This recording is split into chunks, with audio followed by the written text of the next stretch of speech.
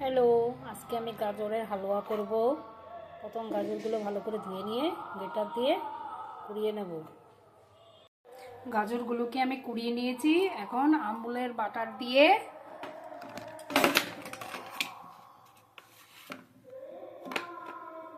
ওগুলোকে ভিজে নেব।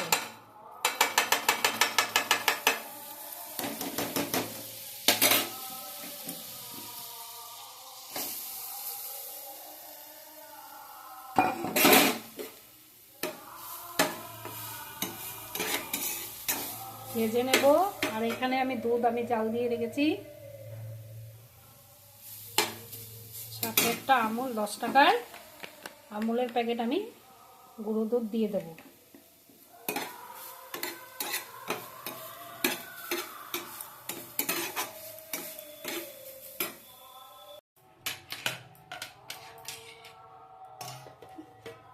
আমুল দুধটাও আমি হালকা গরম জলে গুলে দিয়ে দিলাম।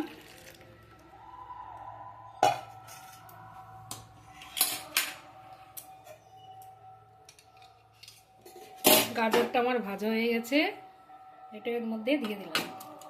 বেশি ভাজবো না, হালকা অল্প ভেজে মধ্যে তুলে দিলাম।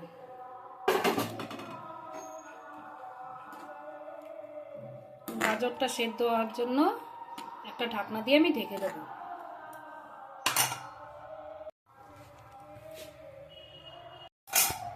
ফেনা চলে এসছে। এখন সেদ্ধ হওয়ার জন্য আমি ঢাকনা দিয়ে ঢেকে দেবো। গ্যাসটা কমিয়ে দেবো, সেদ্ধ হলে আসছে। সামান্য একটু নুন দিয়ে দেবো, অল্প করে।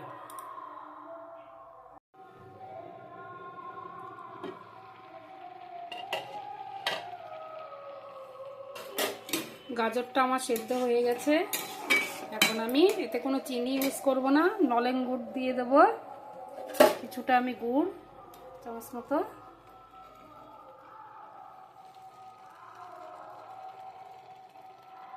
দিয়ে দেবো, আর কাজু আর চালমগজ দিয়ে দেবো।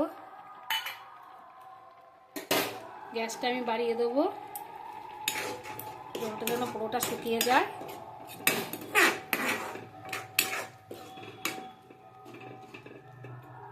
বাড়িতে অবশ্যই ট্রাই করে দেখবেন, দারুণ লাগে খেতে। দুধটা একদমই শুকিয়ে গেছে, ঠিক এরকমই হবে। এখন আমি গ্যাসটা অফ করে নামিয়ে নেব।